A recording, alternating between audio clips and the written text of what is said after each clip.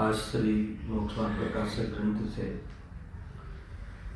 7મા અધિકાર ઉપર આપણે સ્વાધ્યાય ચાલી રહ્યો છે। એ પહેલા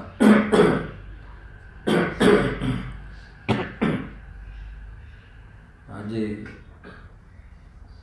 શ્રીમદ ભગવત આચાર્ય કુંકુમદેવ એમનો આચાર્ય પદવી દિન છે। એને આપણે બહુ જ પવિત્ર દિવસ છે, મહિમાવંત દિવસ છે અને એ મહિમાવંત દિવસની આપણે ભક્તિ દ્વારા આજે મહિમા કરી। મૂળ વાત એ છે કે શ્રમણ સંસ્કૃતિ એમાં જે મૂળ સંઘનું નેતૃત્વ કરી આચાર્ય કુંકુમદેવે જે મુનિ સંઘનું જે અનુશાસન છે, જે સાચું અનુશાસન, સમ્યક અનુશાસન એમને આચાર્ય પદમાં આપણને પ્રદાન કર્યું છે। અષ્ટપાવડ જેવા ગ્રંથો લખી કુલિંગપણાથી આપણને સાવધાન કર્યા છે। સાચા લિંગની સમજ,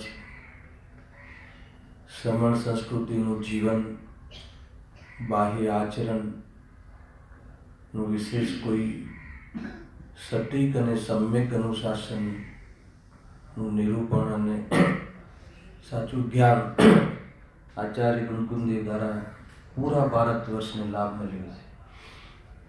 આપણે જેટલા બી મંદિરોમાં પ્રતિમા બિરાજમાન કરીએ છીએ એમાં કુંકુમ નામના એ લખીએ છીએ, એટલે આપણને ઘણો લાભ મળ્યો છે।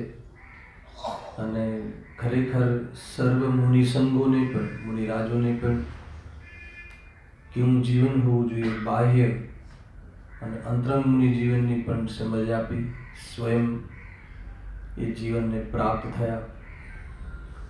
હવે એમાં ખાસ વાત એ કરવી છે કે સમયસાર જેવા ગ્રંથાધિરાજ દ્વારા અને એમની અનુભૂતિના આધારે જે સ્થાયી પદ છે, ત્રિકાલ પદ છે, ધ્રુવ પદ છે, એ ધ્રુવ પદની ખૂબ ચર્ચા કરી છે। સ્વયં એવા ભગવાન આત્મા ક્ષાયિક જે વાસ્તવમાં જે સ્થાયી પદ છે એની દ્રષ્ટિ કરી વિશેષ પ્રચુર એનું અવલંબન લઈ એવી ધારા સ્વયં મુનિરાજને પ્રાપ્ત હતી અને સ્વયં એમને સમયસારમાં કહ્યું કે એકમાત્ર જ્ઞાયક ભાવ સ્વપદ છે, બાકી બધા બોલો અપર।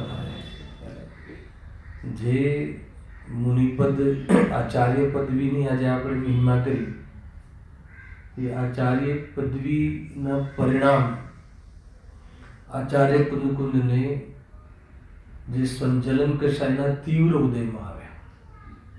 ખ્યાલ આવ્યો? સંજલન કસાયનું મન ઉદય નહીં, તીવ્ર ઉદય। એમાં અનુશાસન મુનિ જીવનનું, મુનિ સ્વરૂપનો, મુનિ સંઘોના અનુશાસનનો વિકલ્પ, અન્ય મુનિરાજો પ્રત્યે અંદરમાં વાત્સલ્ય ભાવ એ બધું જે ભાવ આના અંતર્ગત હોય છે તો એ તો રાગ ભાવ છે. સ્વયં એને આ પદ પ્રત્યે ઉદાસીન હતા અને આપણને તો લાભ થયો એટલે આપણને મહિમા આવે છે, પરંતુ એમને એ પદથી ઉદાસીન રહ્યા.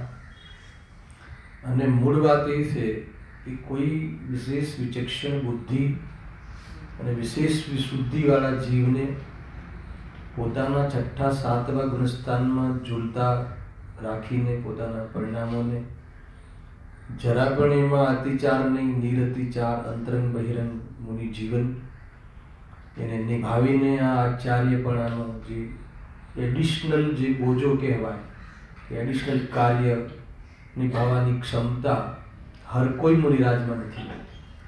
કેટલી વાત કરી, ખ્યાલ આવ્યો?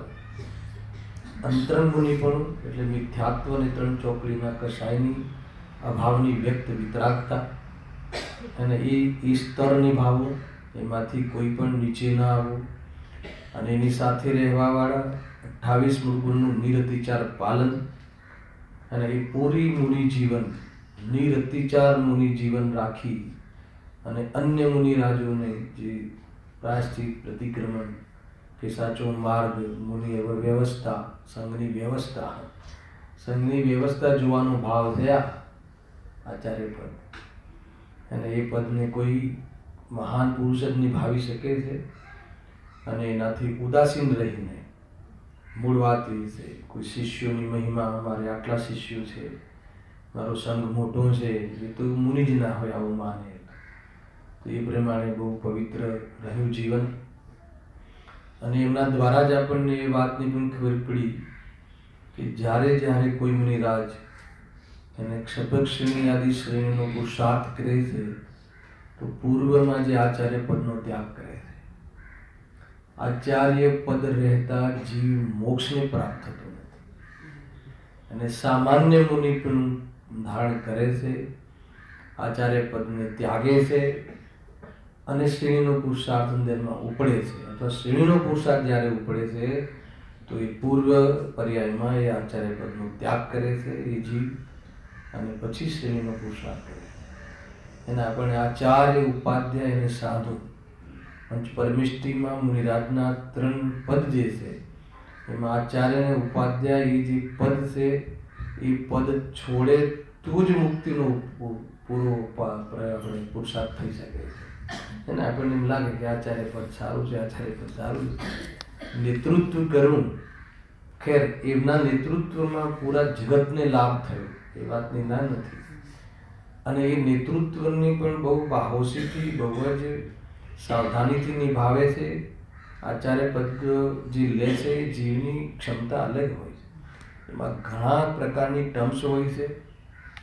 સાંસારિક જીવનમાં પણ એને કોઈ લાંછન ના લાગ્યું હોય એવા જીવને આચાર્ય પદ મળતું હોય છે. તો સંસાર જીવનમાં બહુ ખોટા કામો કર્યા હોય તો સંસારના જીવનથી જ વિશુદ્ધિ હોય. ક્યાંય કોઈ વ્યક્તિ એ માંગણી ના કરી જાય કે હા જો આચાર્ય પહેલા આમ કરતા હતા, અને એવી જાતિનો પણ કોઈ દોષ પૂર્વમાં ના હોય, અને એ પણ આચાર્ય પદ આપવામાં નિમવામાં જોવાતું હોય છે. એની આગળ પાછળની રનિંગ, વર્તમાન બધી જ હિસ્ટ્રી, વર્તમાનમાં તો પવિત્ર છે, એની તો કોઈ પ્રોબ્લેમ જ નથી, આગળનો પુરુષાર્થ હવે થશે, પરંતુ કોઈ ભૂતકાળ, કોઈ પાસ્ટ, જો એમનું કોઈ એના આચાર્ય પદ માટેનો પાસ્ટ બી એનું પવિત્ર હોય, એવી જાતિની બધી કન્ડિશન હોય છે. પણ મોક્ષે જવા માટે પાસ્ટની કોઈ કિંમત નથી, ખ્યાલ આવે કે નહીં? પરંતુ આચાર્ય પદ માટે પાસ્ટ જોવાતું હોય, ખ્યાલ આવે?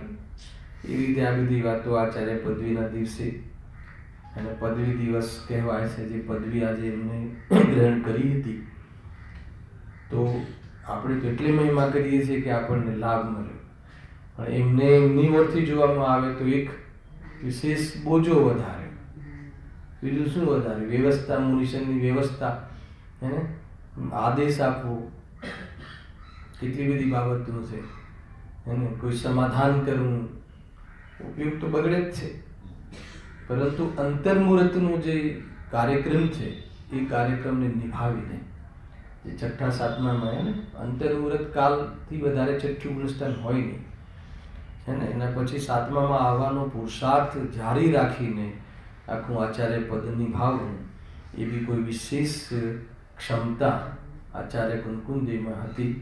અને એટલે આજે આપણે એને ખૂબ જ એને અત્યારે આપણે ભક્તિના માધ્યમથી બી સારા સારા પદો દ્વારા યાદ કર્યા. આપણને ખ્યાલ આવે ને, સૂત કેવડીની શાખ એવું શબ્દ હતો, ખ્યાલ આવે. યદ્યપી સૂત કેવડીની પરિભાષા જૂની છે, અને જેને મિથ્યાત્વ 3 ચોકડી કસાયના અભાવપૂર્વક વ્યક્ત વિતરાગતા હોય અને દ્વાદશાંગના જ્ઞાની હોય, એ સૂત કેવડીની કન્ડિશન, એ મતલબ કે કન્ડિશન છે, ખ્યાલ આવે. તથાપિ અધ્યાત્મમાં ગુરુદેવશ્રીના અધ્યાત્મના જોરમાં કરેલા કથનમાં ગુરુદેવશ્રી કહે છે કે એક દેડકો પણ આત્મદર્શન કરી લે તો સર્વ સૂતનો સાર એને પ્રાપ્ત થઈ ગયો છે. એટલે અમે એને પણ સૂત કેવડી ઉપચારથી કહીએ છીએ. અલગ અલગ વિવક્ષાઓ છે, પરિભાષાઓ છે. અગર જો એ અપેક્ષાથી આપણે સમજીએ તો કોઈ આભાસો ઉત્પન્ન ના થાય. ખ્યાલ આવ્યો. અને આ ભાષનું તો પણ ચાલે છે ને, એ જો આપણને અપેક્ષાથી ખ્યાલ ના હોય, મૂળ અપેક્ષા, આગમની અપેક્ષા તો આ છે. અને આચાર્ય કુંકુમદેવને એક અંગનું પણ પૂરું જ્ઞાન નહોતું, હે ને. દ્વાદશાંગના જે ધારી હોય, આત્માનુભૂતિ હોય, વિતરાગતા 3 ચોકડીના અભાવવાળી હોય, ત્યારે એને શુદ્ધ કેવડી કહેવાય. આગમની કન્ડિશન છે. પણ સર્વશ્રુતનું સાર તો આત્મદ્રષ્ટિમાં આવી જ જાય છે. શું બાકી રહે છે? તો એ અપેક્ષા એ અધ્યાત્મમાં એ આત્માનુભૂતિ જીવને પણ ઉપચારથી શુદ્ધ કેવડી કહેવાય છે, ઉપચારથી કહેવાય છે. એ રીતે બધી આ ચર્ચાઓ છે, બધી ગાથાઓ પણ સમયસારમાં છે. શુદ્ધ કેવડી આદિની ગાથાઓ છે, એમને અભ્યાસ તો હશે જ.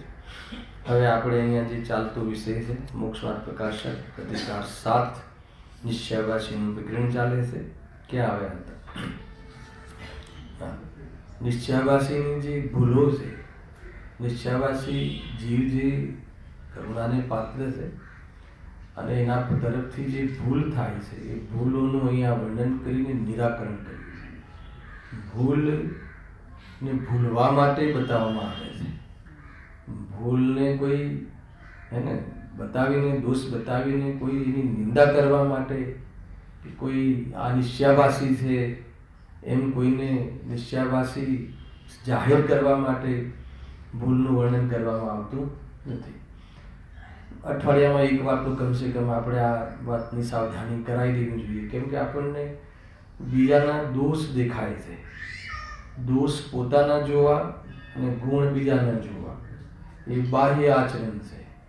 અને પોતાના દોષ જોઈને દૂર કરવા અને પોતાના ગુણ જોઈને પ્રગટ કરવા એ વાસ્તવમાં અંતરંગ આચરણ છે. બાહ્યમાં વ્યવહાર કેવો હોવો જોઈએ? પ્રફુલ્લભાઈ, બાહ્ય વ્યવહાર કેવો હોવો જોઈએ? દોષ તો પોતાના જોવા અને બીજાના ગુણ જોવા, એ બાહ્ય વ્યવહાર છે, સજ્જનતા. એને અને પરમાર્થ શું છે? બીજાના ગુણ દોષનો કોઈ સંબંધ નથી. ખ્યાલ આવે? મારા દોષ, સ્વયંના દોષ જોઈને દૂર કરવા અને પોતાના ગુણને જાણીને પ્રગટ કરવા, એ આરાધના છે, એ પરમાર્થ આરાધના છે. ખ્યાલ આવે? એ પ્રમાણે. અને બાહ્યમાં ગુણ જોવાની વાત આવે તો કોના ગુણ જોવા? પંચ પરમિષ્ઠ, એમના જ ગુણાનુવાદ મુખ્ય વૃત્તિ હોય છે. હમણાં આપણે કોના ગુણાનુવાદ કર્યા? આચાર્ય કુંકુમદેવ. એ રીતે એક પ્રકારથી આ બધી બાબતો આપણને આપણા જીવનમાં બહુ ઉપયોગી છે. આપણને દોષ બીજાના તો દેખાય છે, પણ આપણને આપણો દોષ તો દેખાતો જ નથી. તો એ દ્વેષ બુદ્ધિ છે, એ દોષનું જ્ઞાન ન રહ્યું. ખ્યાલ આવે? આત્મદૃષ્ટિવાળા જીવને દોષનું સાચું જ્ઞાન હોય છે, ચાહે સ્વયંના કે ચાહે બીજાના.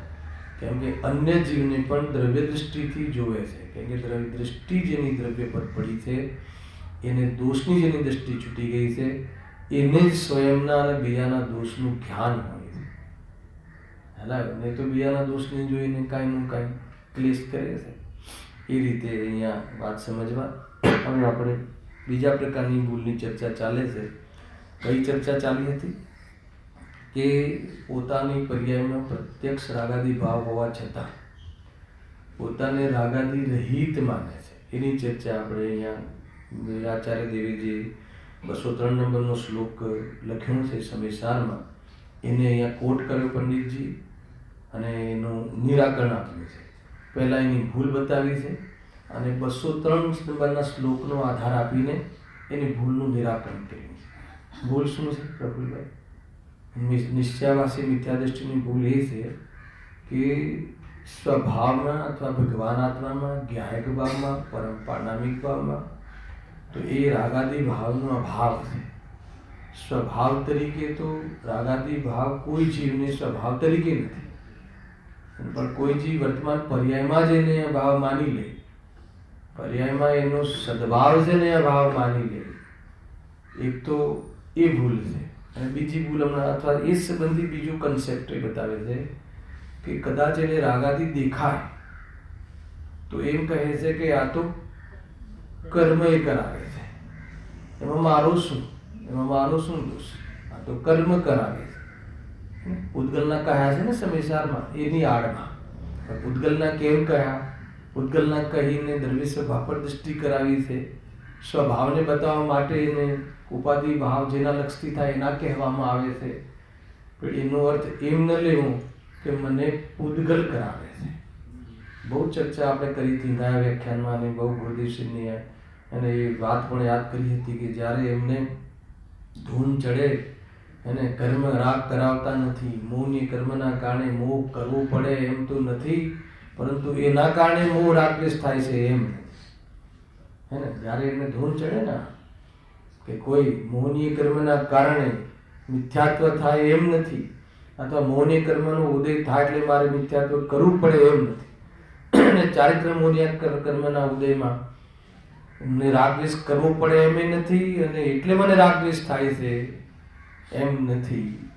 અને જે રાગદ્વેષ આદિ વાસ્તવમાં પૂતગલના કહ્યા સમયસારને એટલો ઓગાળીને પીને ગુરુદેવશ્રી પણ એવા વ્યાખ્યાન કર્યા, પૂતગલના ખાતામાં ખતાવવામાં બહુ જોર કર્યું.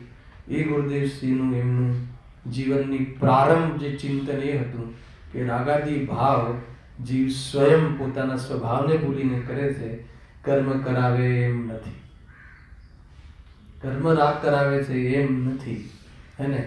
એનો અર્થ એમ નથી કે રાગાદી કરવા લાયક છે, કરવા લાયક નથી. જીવની એક ક્ષણિક લાયકાત એ વિભાવરૂપ લાયકાત છે, એ સ્વભાવરૂપ કાર્ય નથી. એ વાત સાથે એમને મૂકી અને સ્વભાવ પર દૃષ્ટિ કરાવવાના પ્રવચનો પણ કર્યા છે. આ બધી ચર્ચા આપણે ગઈ વખતે કરી હતી, પણ એ વાત આપણને યાદ રાખવા જેવી છે. અને વારંવાર કહે કર્મ વિચારે કોણ ભૂલ મેરી અધિકારી અગ્નિ સહે ગંગાત લોહ કી સંગતિ પાય. કર્મ વિચારે કોણ? કર્મ કરાવે છે રાગ તો કોણ કરાવે છે?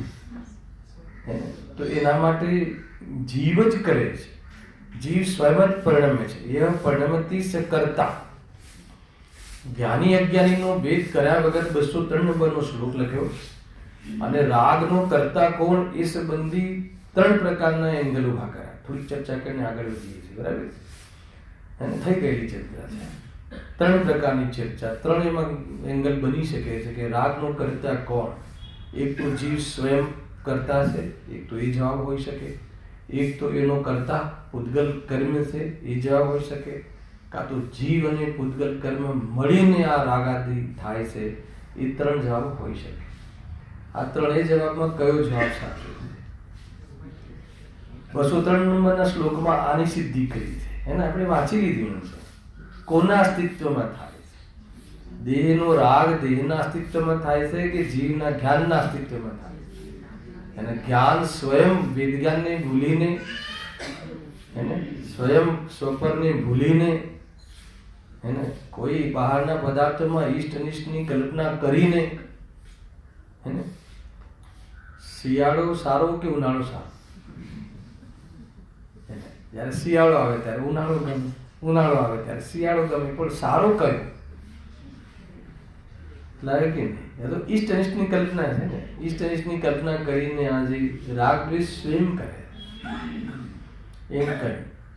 ત્યાં આચાર્ય અમરચંદ્રદેવ કહે છે કે અગર જો કર્મ અને જીવ બંને થઈને રાગ કરે તો કર્મને પણ સુખ દુઃખનો અવસર આવે, પણ એમ હોતું નથી.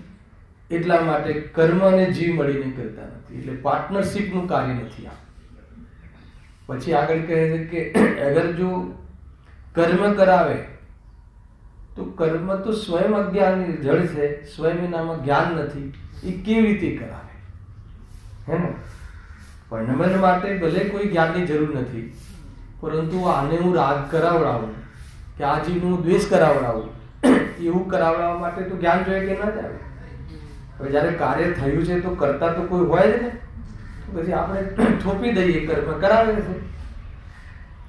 કર્મ કરાવે છે એ વાત પણ અહીંયા સંસારમાં લીધી છે. રાગ કર્મ જનિત છે, રાગ દ્વેષ હે ને, એ અલગ એંગલથી લીધી છે. પણ આ જે નિશ્ચયવાસી જે કહે છે ને કર્મ જનિત કહી, અને એમાં નિરુદ્ધમી બને છે, હવેના પેરેગ્રાફમાં આવશે. અને જ્યારે સ્વભાવની દૃષ્ટિ થાય ત્યારે કર્મના ઉદયમાં થતો રાગ લક્ષથી થવા વાળો રાગ મારો કેવી રીતે હોઈ શકે એમ વિચારીને સ્વભાવનું લક્ષ કરે તો એના માટે તો ઉદયજનિત પણ કરે. પરંતુ જે સ્વભાવની ખબર નથી અને એને બચવું છે, એને બીજાના માથે થોપવું છે, એ દ્રષ્ટિથી અગર એમ કહે કે કર્મ કરાવે છે એમાં મારો કોઈ દોષ નથી, એને બે જવાબ મળે છે. એક આ બધું થાય છે એ કર્મના કારણે અને ક્રમબદ્ધના કારણે. અને આ બીજું હમણાં વર્તમાનમાં ક્રમબદ્ધને લઈને બહુ પ્રશ્નો ચાલે છે. પહેલા કર્મબદ્ધને બહુ ચાલતું હતું, હે ને? કર્મબદ્ધ થિયરી અને ક્રમબદ્ધ થિયરી. કર્મબદ્ધ ઉપાદાનગત થિયરી છે અને કર્મગત નિમિત્ત પ્રધાન થિયરી છે. પહેલા લેશું આપણે ઘણી બધી ચર્ચાઓ કરવી છે આપણે. આ તો હું તમને થોડું ઇશારો કરી દઉં છું ક્યાં કેવી ભૂલો પડે છે. આગળ પ્રશ્નો જ છે આના સ્વતંત્ર રૂપથી. તો એમ કહીને અહીંયા કહે છે કે અગર જો રાગાદી જીવ જે રાગાદી થાય છે એનું કર્મ, એ કર્મ અગર જો એનું કારણ દ્રવ્ય કર્મને કહેશું તો એ તો અજીવ તત્વ છે. એ કેવી રીતે જીવને રાગાદી કરવા માટે પ્રેરે, એ કેવી રીતે જીવને કરાવડાવે, હાથ પકડીને કાન પકડીને કેવી રીતે કરાવડાવે? એટલા માટે એ તો અસંભવ છે. અને બંને પણ થઈને કરે એ વાત બી સિદ્ધ થતી નથી લોજિકથી. તો આખિરકાર કોણ કરે છે? જીવ સ્વયં કરે છે. કરે છે એના અસ્તિત્વમાં છે, પરંતુ બે વાત કરે છે એનો અર્થ કરવા લાયક છે એમ નથી, બસ ત્યાંથી મોડ પડે. કરે છે જ્ઞાનીને આ ભાવ કરે છે, આવે છે, પરિણમે છે, પણ કરવા લાયક અનુભવતું નથી એટલે જ્ઞાની છે. અને અજ્ઞાની આને એને બે એક તો કરવા લાયક છે, કરવા લાયક છે એટલે સ્વભાવ માની લીધો, એ વ્યવહારાભાસી. અને એક તો સદભાવ માનતો જ નથી, કાં તો કર્મ કરાવે છે એમ માનીને એને પોતે જાગૃતિ લેતો નથી, તો એ બંને અજ્ઞાની થઈ ગયા. બે અજ્ઞાની થયા ને, બંને અજ્ઞાની. કોણ અજ્ઞાની થયા બોલો? એક તો માનતો જ નથી કે રાગ, હા કીધું છે ને શાસ્ત્રમાં રાગ છે જ નહીં આત્મામાં. તો કયા આત્મામાં? કયા આત્મામાં? ભગવાન આત્મામાં, પરમાર્થ આત્મામાં. એને દૃષ્ટિના વિષયભૂત જ્ઞાન ભાવમાં રાગ નથી, અને એમાં રાગ નથી ને રાગનું કારણે નથી, અને એને જોઈએ તો રાગ થતોય નથી. એટલા માટે એ રાગ રહિત કે, પરંતુ એ રાગ રહિત સ્વભાવ દરેક જીવ માત્રને છે. એને જીવ માત્રનો સ્વભાવ રાગ રહિત છે.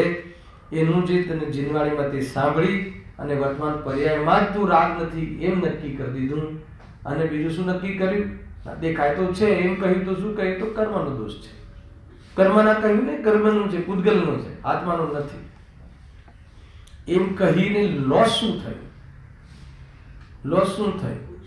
હા, એને પર્યાયમાં અભાવ કરવાનું કાર્ય સમાપ્ત થઈ ગયું, છોડી દીધું. અને જેને સ્વભાવ માની લીધો ને, હોય જ ને ભક્તિના ભાવ તો આવે જ ને. બોલો, આજે પદવીનો દિન છે તો ભક્તિ કરવી જોઈએ કે ના કરવી જોઈએ? બતાવો પેલા જલ્દી ફટાફટ. જેને ભક્તિ કરાવી એ જવાબ આપે. પેલું કરવી જોઈએ કે ના કરવી જોઈએ? અરે ભક્તિ કરવી જોઈએ કે ના કરવી જોઈએ ની વાત નથી. કે ભક્તિનો ભાવ આવ્યો જ છે, આવ્યા વગર રહે નહીં. એને ગ્રહસ્થ જીવનમાં આવ્યા વગર રહે નહીં. પણ એ ભક્તિ કરી એનાથી આચાર્ય કુંકુંદે બતાવેલા તત્વ મળી જશે કે સ્વયં મેળવવા પડશે? હલાવે કે એ વાત છે. તો એટલા માટે અહીંયા કહે છે કે ભાઈ એવો ભાવ આવે ત્યારે સાવધાની એ રાખવી છે કે એ ભાવ કોઈ આત્માનો સ્વભાવ નથી, હે ને. અને જો એને સ્વભાવ માની લે તો આજનો ધર્મ થઈ ગયો. કયો? આજે એક ભક્તિ કરી લીધી એટલે આજનો ધર્મ થઈ ગયો, આવતીકાલનો ધર્મ બીજી કોઈ તિથિ, એ રીતે ધર્મ કરે છે. ખ્યાલ? કોઈ બધા જ ભક્તિ કરવા વાળા આવું માને છે એમ નહીં લેતા, કોઈ ઝઘડા નહીં કરતા છે એમ. એટલે આ તો એવું સ્વરૂપ છે કે આજનું કામ થઈ ગયું, હે ને. આગળ વધીએ તો આજના 2 પ્રવચન ગુરુદેવશ્રીનું અને ત્યાંની ચર્ચા, એને બંને આપણે એટેન્ડ કર્યા. એટલે આજનું તો હા, આ કોની દશા છે? વ્યવહારાના. એને માન્યું ને ક્યાંય ને ક્યાંય અંદરમાં સંતુષ્ટિ થઈ ને સ્વભાવમાં, ક્યાંય ને ક્યાંય એને સ્વભાવ માન્યો ને, સંતુષ્ટિનો સ્વભાવ. એને સંતુષ્ટિ માની એટલે જ સ્વભાવ તરીકે એને માન્યું અથવા કરવા લાયક માન્યું, અર્થાત તો ધર્મ માન્યો. ગુરુદેવશ્રીની ભાષામાં એને ધર્મ માન્યો. માનવામાં જે ફેરફાર કરવાનો હતો એ ફેરફાર તો ન કર્યો, પણ નિશ્ચયાભાસીએ પ્રવૃત્તિમાં ફેરફાર કરી નાખ્યો, પ્રવૃત્તિ જ છોડી દીધી. એ નિશ્ચયાભાસ ખ્યાલ આવે? પ્રવૃત્તિ કોઈ પહેલા દિવસે કીધું કે કોઈ ક્રિયા માની લો કે નિશ્ચયાભાસ ને કોઈ ક્રિયા વ્યવહારાભાસ એમ નથી. મિથ્યાત્વનો દોષ છે, આચરણનો દોષ નથી. આપણે ગઈ વખતે એના ત્યાંથી વાત ઉપાડી હતી. હવે એ જે 203 નંબરના શ્લોકનો આપણે સાર કહ્યો, એમાં લખ્યું છે લાસ્ટનો જો કારણ કે એ કહ્યું, અને એ રાગાદી જીવનું જ કર્મ છે. પેલી 3 કન્ડિશનો કરીને, કાં તો એ રાગાદી કર્મ જીવનું હોય, કાં તો રાગાદીનું કરતા જીવ હોય, કાં તો બંને ભેગા થઈને કરે, કાં તો કર્મ કરે. તો ત્રણેયમાંથી નિષ્કર્ષ પર શું આવ્યું કે જીવનું કર્મ છે. બરાબર? હવે આ ત્યાંથી આગળ વાંચીએ છીએ. અને એ રાગાદી જીવનું જ કર્મ છે એ સિદ્ધિ થઈ. કેમ? કારણ કે ભાવ કર્મ તો ચેતનાને અનુસારી છે, ચેતના વિના હોય નહીં, તથા પૂતગલ જ્ઞાતા નથી. કેટલી બધી વાત કહી દીધી. હવે આ લીટી અગર ઉપર આચાર્ય અમૃતદેવનો શ્લોક ના લખ્યો હોય અને આ લીટી કોઈ બોલે તો આપણને એક સર્ટિફિકેટ તો જરૂર મળી જાય. કયું? નિશ્ચય. અરે વ્યવહારાભાસી, હે, પર્યાય દ્રષ્ટિ. પર્યાય દ્રષ્ટિ માન લો કે આપણે શ્લોકને હાઈડ કરી દઈએ છીએ અને મોગરાન પ્રકાશકથી બહાર કોઈ પાના પર લખીએ છીએ કે જે ભાવ કર્મ છે એ તો ચેતનાને અનુસારી છે, હે ને, ચેતના વિના હોય નહીં. હવે એ કોઈ આમ બોલે તો તમે એને શું કહો? સાચું કહો? શું કહો? કે આ ભાઈને જરા પર્યાયની પકડ છે, આ ભાઈને થોડી પર્યાયની દ્રષ્ટિ છે, આ ભાઈને રાગ ને ધર્મ માને છે. અરે એમ નથી. હલાવ્યું કે નહીં? આ ચેતનાને અનુસારી છે. અરે ચેતના વિના હોય નહીં. જ્યાં જ્યાં ચેતના હોય ત્યાં રાગ હોય એમ નથી, પણ રાગ હોય તો ચેતના હોય છે. એટલે ચેતના એટલે આત્મા. હર આત્મા હોય ત્યાં રાગ હોય એવું જરૂરી નથી, હે ને. કેમ કે સિદ્ધો ને નથી હોતું, અર્યંતો ને રાગ નથી હોતું.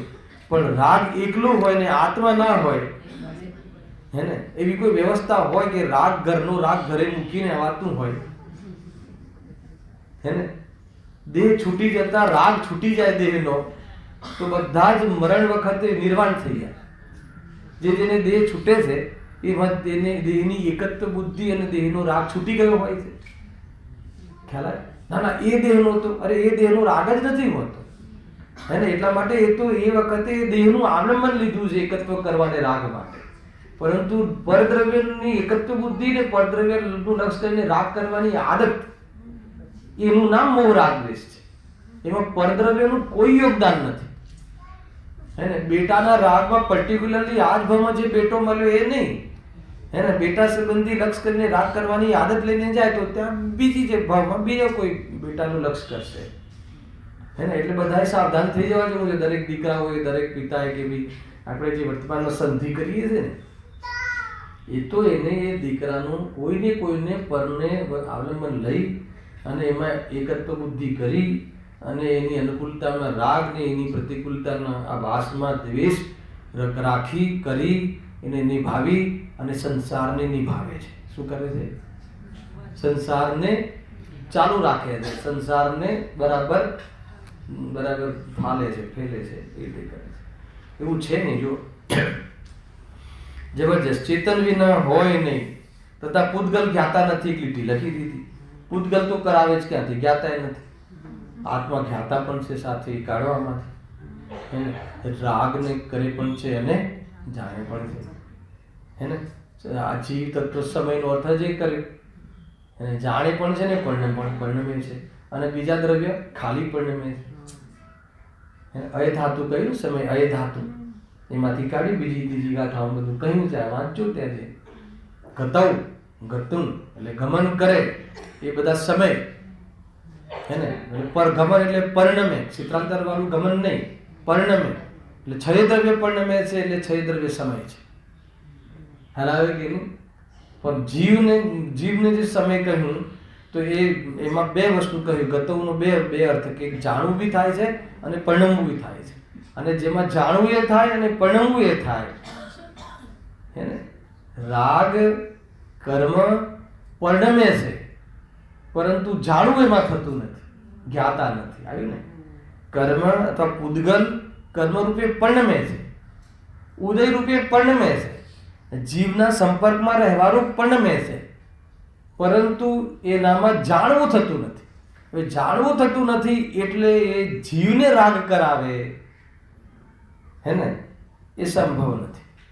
કેમ? અહીંયા લખ્યું ને, કેમ કે ચેતના જોઈએ. ચેતના જોઈએ ને તો પછી રાજુભાઈ જેવા તો માર્ગ કાઢી લે ને વચ્ચેનો રસ્તો, કે હું તો ચેતન છું ને, તો હું ચેતન તમને તો રાગ કરાવી શકું ને. એક ચેતન બીજા ચેતનને તો કંઈ કરાવી શકે ને. તો કે એ જે ચેતન છે એને જે રાગ છે એ એના અસ્તિત્વમાં છે. અગર જો એક ચેતન બીજા ચેતનને રાગ કરાવી શકતો હોય, હે ને એક વિનયોનું જ્ઞાન અગર જો આત્માને રાગ કરાવી શકતું હોય તો આપણે તો બધા એટલી મસ્ત પૂજા કરીએ છીએ રોજ. હમણાં કુંકુદેવની ભક્તિ કરી તો હવે એમને અવધિજ્ઞાનમાં ખબર પડે. શું ખબર પડે? કે બોરીવલ્લીમાં સિંપુલી મંદિર ખાતે આજે મારી પૂર્વ પર્યાયની ભક્તિ થઈ તો એમને રાગ આવવો જોઈએ કે મારા ભક્તો આજે બી મને યાદ કરે. આવે હેલા એટલે એ આવે જ નહીં. આપણે કોઈ રાગ કરીએ, આપણે ભક્તિ કરીએ અને કોઈ ભગવાનની ભક્તિ તો રોજ કરીએ છીએ, અને એમને તો અને કોઈ કે નહીં જાણવાથી રાગ થાય તો બધા જ્ઞાનીઓને જાણે છે. હેલો એટલે જીવ સ્વયં પોતાને ભૂલે એને ચૂકે, બે રીતે કહ્યું, યાદ રાખજો. ભૂલે અને ચૂકે. ભૂલે એમાં અજ્ઞાની બેસાડો અને ચૂકે એમાં જ્ઞાની બેસાડો. હલાવે કે નહીં? જે પોતાના સ્વભાવને ભૂલે એને તો અનંતાનુબંધી રાગ દ્વેષ છે, અને પોતાને ભૂલે નહીં, પોતાનો અનુભવ તો છે પરંતુ સંસ્કારવશ એને અસ્થિરતાવશ, સંસ્કારવશ એ કર્મની ઓળથી, બાહ્યની ઓળથી, અને અસ્થિરતાવશ એ પુરુષાર્થની કમજોરીની ઓળથી ચૂકે. ચૂકે એટલે શું? એને આચાર્ય પદવી લેવાનો ભાવ આવે, એ ચૂકે. ના ખ્યાલ આવે? તમે આચાર્ય પદવીની પ્રશંસા કરો છો કે નિંદા કરો છો?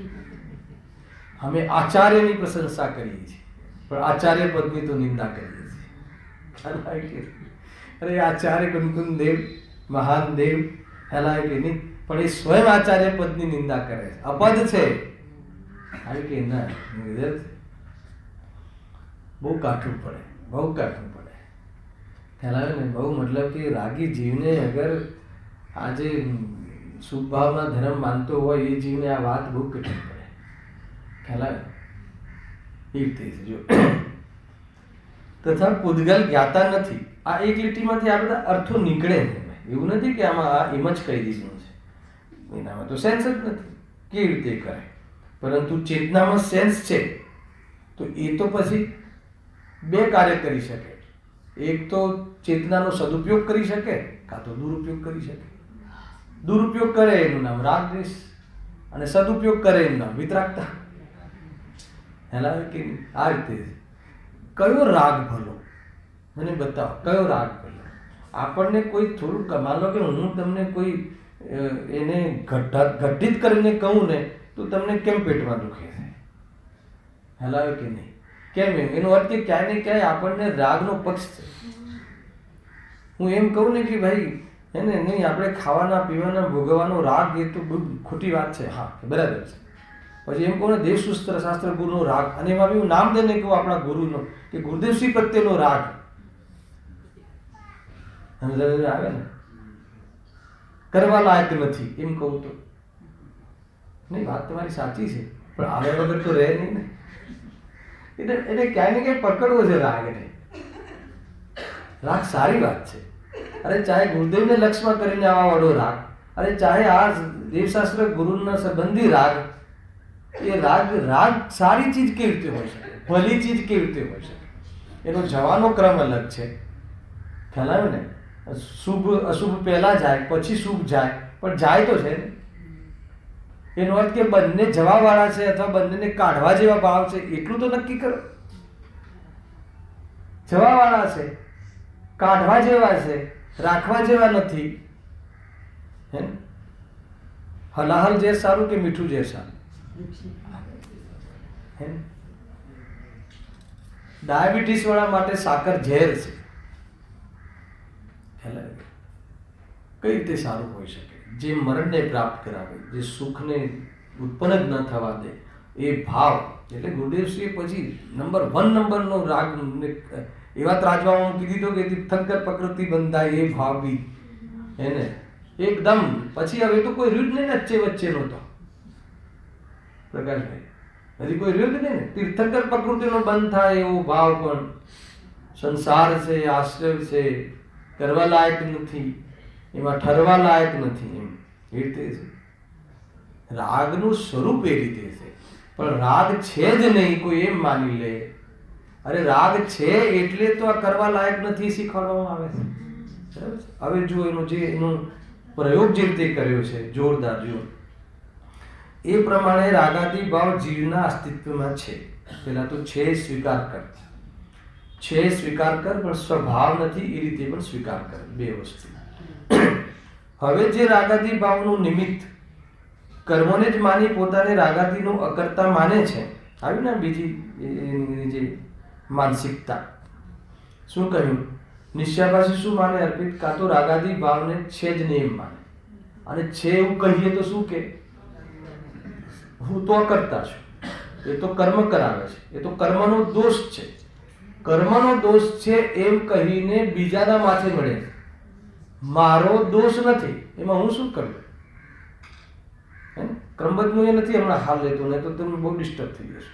એ તો ક્રમબદ્ધમાં એનો ક્રમ હતો, એમાં મારો શું દોષ? આ બી એક પ્રશ્ન જરા સાઈડમાં ડિપોઝિટમાં રાખજો. આવવાનો હતો એ આવ્યો ને, કે નતો આવવાનો એ આવ્યો, તો બતાવો એમાં મારો શું દોષ? આવી જાતના પ્રશ્નો તમને જવાબ શોધજો. જો ક્રમબદ્ધ પર્યાયને માનવા વાળો જીવ પણ એક વખતના માટે ક્રમબદ્ધનું આ રીતે આડ લઈને એ રાગને સેવન કરે છે. અરે ભલે ને ક્રમબદ્ધમાં છે, પણ એ દોષ તો છે કે નહીં? અમે કહીએ ને ક્રમબદ્ધમાં જ છે, હે ને? અનંતકાળથી નક્કી હતો આજ આવવાનું હતું, પણ આ દોષ છે એવો અનુભવ, એવો નિર્ણય કરવા લાયક નથી એવું ફિલિંગ, અકર્તાની દ્રષ્ટિ. ક્રમબદ્ધમાં અકર્તાની દ્રષ્ટિ કરવાની હતી એ કે ભાઈ એની સાથે એ તો આવવાનો હતો ને આવ્યો એમ કરીને સ્વચ્છંદતા માટે હતું.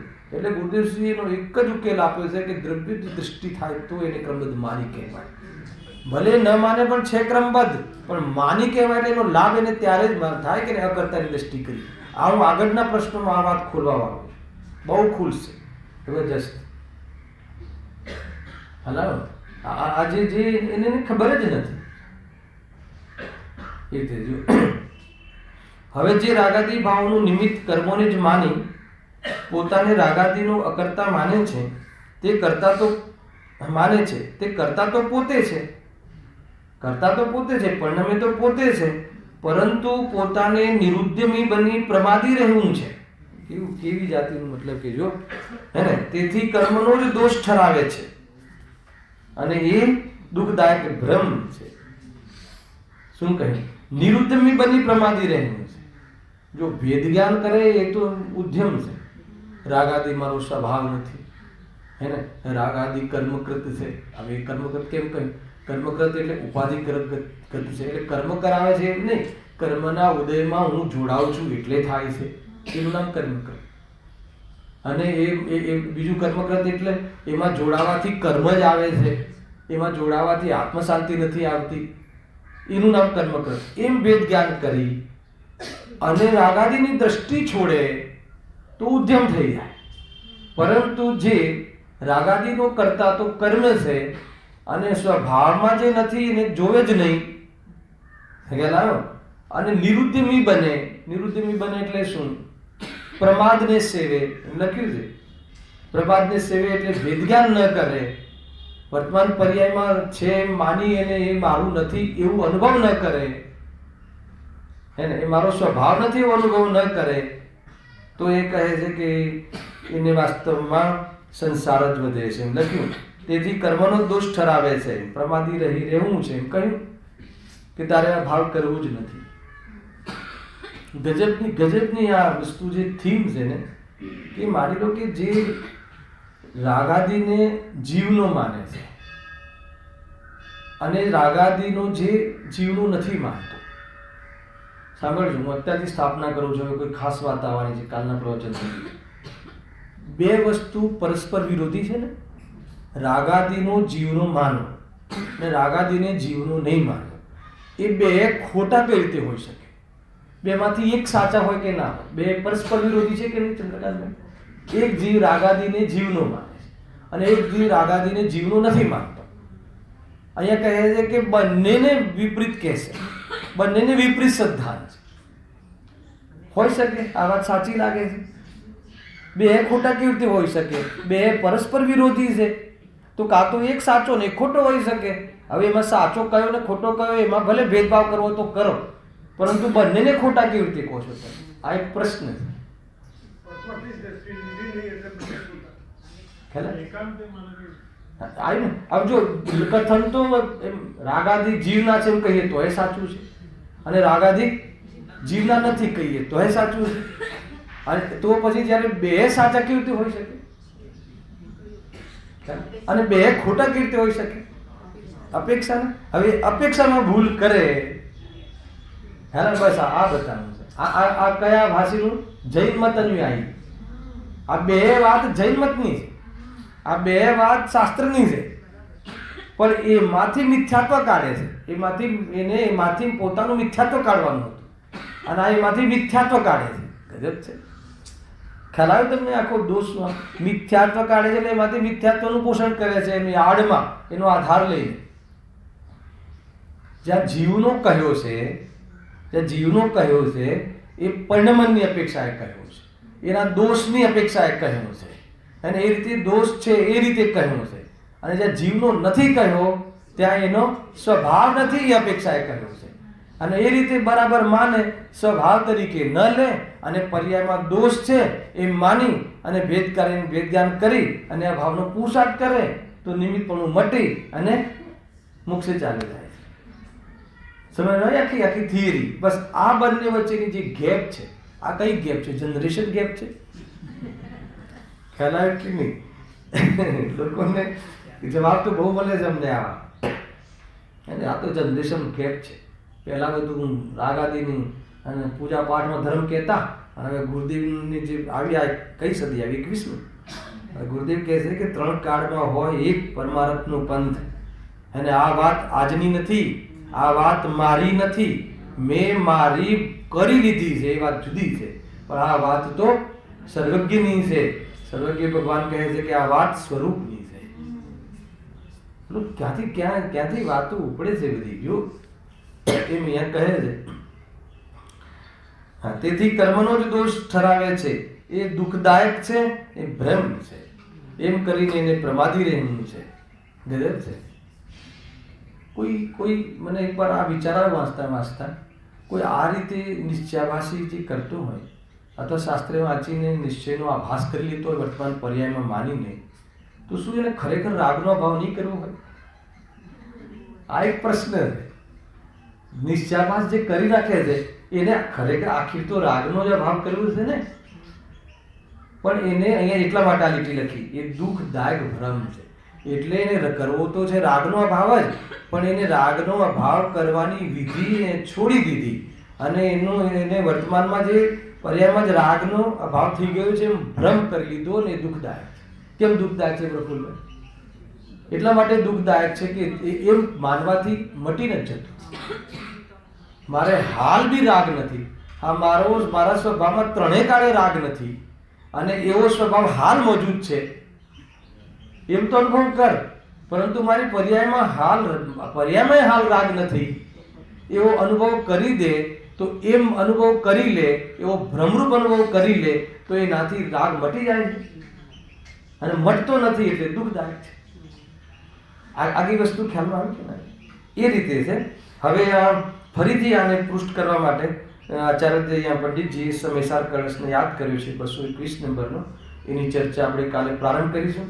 એના પછી પ્રશ્નકાર તરફથી એક સમયસારનો કળશ કે તમે એમ કહો છો ને કે સમયસારમાં એમ કહ્યું છે, શું કહ્યું છે કે રાગાદી જીવના ચેતના અનુસારી પરિણામ છે. એ જ સમયસારમાં સાહેબ એમ પણ કહ્યું છે કે વર્ણાદી અને રાગાદી બધાય ભાવ પૂતગલના છે. કર્મ અને નો કર્મ. કર્મ એટલે ભાવ કર્મ જે આત્માના મોર આપ્યું અંતરંગ પરિણામ, અને નો કર્મ એટલે શરીર આદિ બાહ્ય વસ્તુ કેવા છે? પૂતગલના પરિણામ છે અને આત્માના તિરસ્કાર કરવા વાળા છે. એમ કહ્યું છે 19મી ગાથા. અને આ 37મો શ્લોક 49મી ગાથા. એને બધા જ જે વર્ણાદી એટલે શરીર અને રાગાદી એટલે ભાવ કર્મ, એ થઈને વર્ણાદીથી લઈને રાગાદી 29 બોલ, 29 ભાવને ઉકરડો કહે, પૂતગલ ના કહ્યા. એનો જવાબ આપો. એમ હવે પ્રશ્નકાર આગળ પાછો પ્રશ્ન કરવા વાળો છે. કાલે લેશું. સહેજાનંદી